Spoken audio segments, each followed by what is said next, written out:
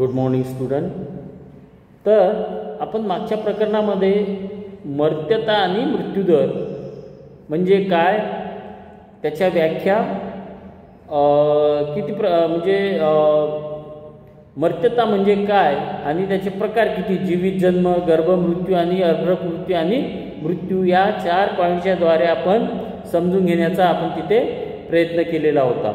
या तासामध्ये आपण ज्या मर्त्यता काढण्याच्या ज्या काही पद्धती आहेत, जे काही सूत्रे आहेत, त्या सूत्रांचा वापर करून मर्त्यता कशा प्रकारे काढतात या संदर्भामध्ये आपण माहिती घेणार आहोत।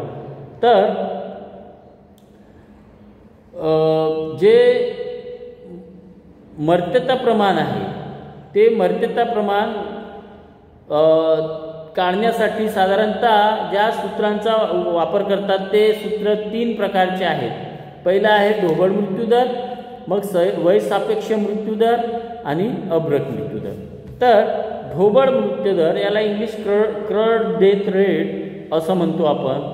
तर एखाद्या प्रदेशात किंवा देशात एका वर्षात, म्हणजे कोणत्याही एखाद्या देशात असो एखाद्या प्रदेशात असो, तर वर्षात 1000 लोकसंख्या मागे मृत्यू पावलेल्यांची संख्या किती आहे,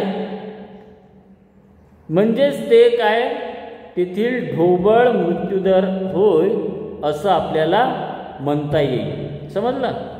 कोणताही देश असो कोणताही प्रदेश असो, त्या प्रदेशातील 1000 लोकसंख्येमागे, त्या लोकसंख्येमागे 1000 लोकसंख्येमागे मृत्यू झालेल्या लोकांची संख्या किती आहे, ते संख्या जे काही मग उत्तर येईल तो उत्तर म्हणजेच तेथील ढोबळ मृत्यू दर आहे असं आपल्याला म्हणता येईल।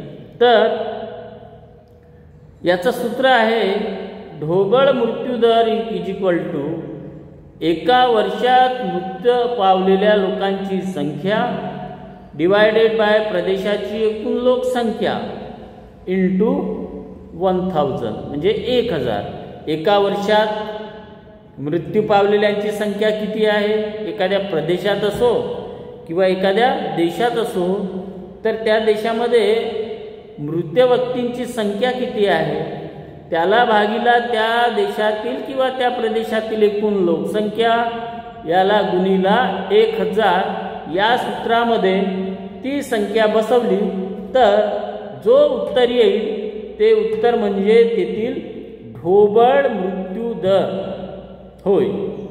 उदाहरणार्थ, जर एका प्रदेशातील 1 वर्षात मृत्यू पावलेल्या लोकांची संख्या 6000 असेल आणि त्या प्रदेशाची लोकसंख्या 6 लाख असेल, तर मग 6000 डिवायडेड बाय म्हणजेच भागीला 6 लाख इंटू 1000 बरोबर 10, म्हणजे तेथील मृत्यूदर हा किती आहे 10, म्हणजे 1000 मागे 10, 100 मागे नाही, 1000 व्यक्तींमागे 10 हा तेथील मृत्यूदर होऊ शकतो।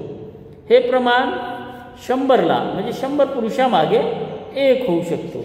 बरोबर आहे, आपल्याला ते 1000 मध्ये दाखवता येईल पण 100 मध्ये, परंतु आपल्याला साधारणतः आपण 1000 मध्ये याच्यासाठी दाखवतो कारण लोकसंख्येचा जो प्रश्न आहे, लोकसंख्या ही म्हणजे हे आकडे फार मोठे असतात, लाख कोटी म्हणजे 1000 मध्ये नसतातच, आणि हसलं तरी ते 50,000 60,000च्या वरती असतात। म्हणून 1000 किंवा लाखामध्ये आपण ही लोकसंख्या आणि कोटीमध्ये दाखवतो, म्हणून पर 1000 मागे किती पुरुष असं आपल्याला म्हणता येईल, म्हणून आपण ते 1000 मध्येच दाखवत असतो।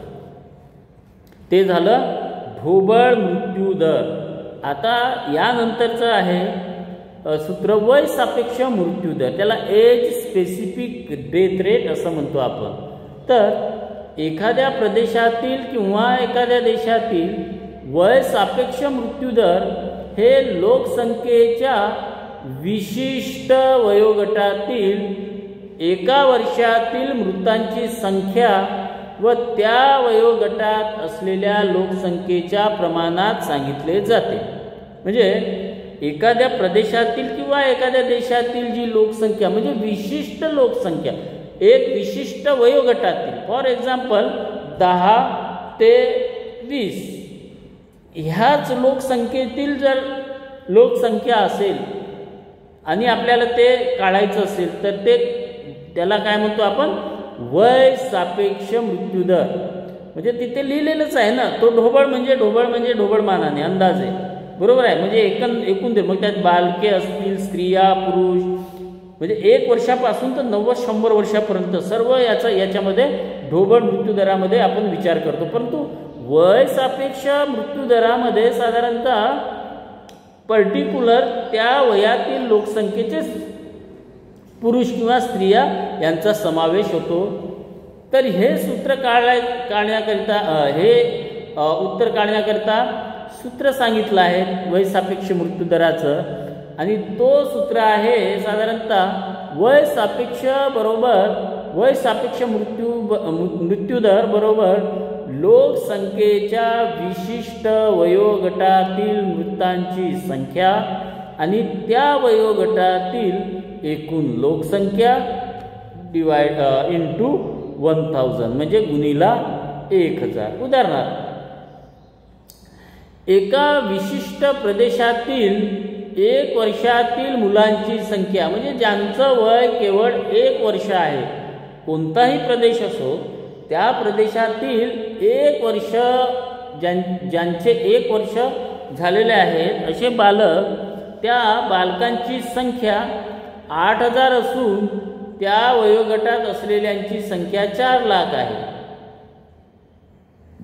बरोबर आहे. एका प्रदेशामध्ये जर एका वर्षामध्ये 8000 बालके दगावली असतील आणि त्या प्रदेशातील एकूण लोकसंख्या ही 4 लाख आहे, तर मग 8000 भागिला 4 लाख गुणिला 1000 बरोबर 20 हा तेथील वय सापेक्ष मृत्यूदर होईल. त्यानंतर आहे अभ्रक मृत्यूदर, म्हणजे बिलकुल नवजात शिशु, नवजात बालक, त्याला अभ्रक मृत्यूदर आपण म्हणतो. तर इन्फंट मोर्टॅलिटी, याला इंग्लिशमध्ये इन्फंट मोर्टॅलिटी असं म्हणतो. तर अभ्रक मृत्यूदर हा अभ्रकांच्या वयोगटातील संख्या आणि 1 वर्षात मृत्यू पावलेल्या अभ्रकांची संख्या या संदर्भात सांगितले जाते. ते पुढील सूत्राने काढले जाते. उदाहरणार्थ, अभ्रक मृत्यूदर 1 वर्षातील अभ्रकांची संख्या, 1 वर्षातील मृत अभ्रकांची संख्या भागिला अभ्रकांच्या वयोगटातील एकूण संख्या गुणिला 1000.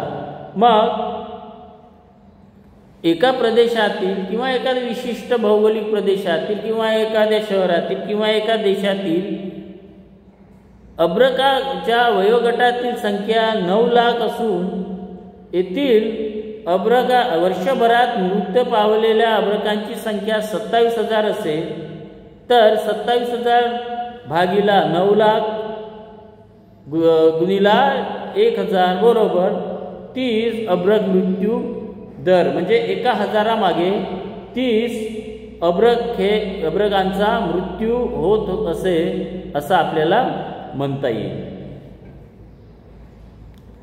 तर हे झाले त्याचे सूत्र. बरोबर आहे. कोणते कोणते? तर पहिले पाहिलं आपण ढोबळ मृत्यूदर. ढोबळ मृत्यूदरामध्ये साधारणतः ढोबळ म्हणजे सर्वच, लहान मुलांपासून तर वयोवृद्धांपर्यंत एका वर्षामध्ये तेथील प्रत्येक 1000 लोकसंख्येवर मृत्यूंची संख्या किती ते काढायचं कसं, हे सर्व आपण ढोबळ मृत्यूदरामध्ये आपण बघितलेलं आहे. आणि त्यानंतर दुसरा आहे वय सापेक्ष मृत्यूदर, म्हणजे एका विशिष्ट वयातील त्या प्रदेशातील लोकसंख्येमध्ये किती लोकांचं, म्हणजे त्या विशिष्ट वयातील लोकांचं किती प्रमाणात मृत्यू झालेला आहे ते म्हणजे वय सापेक्ष मृत्यूदर होय. नंतर आहे अभ्रक मृत्यूदर. म्हणजे जन्माला आल्याबरोबर किती अब्रकांचा मृत्यू झालेला आहे ते आपण बघितलेलं आहे. त्याला अब्रक मृत्यूदर असे म्हणतो आपण. पुढल्या तासाला मर्त्यतेवर किंवा मृत्यूदरावर परिणाम करणारे जे घटक आहेत ते घटक पुढल्या तासाला आपण बघू. थँक्यू.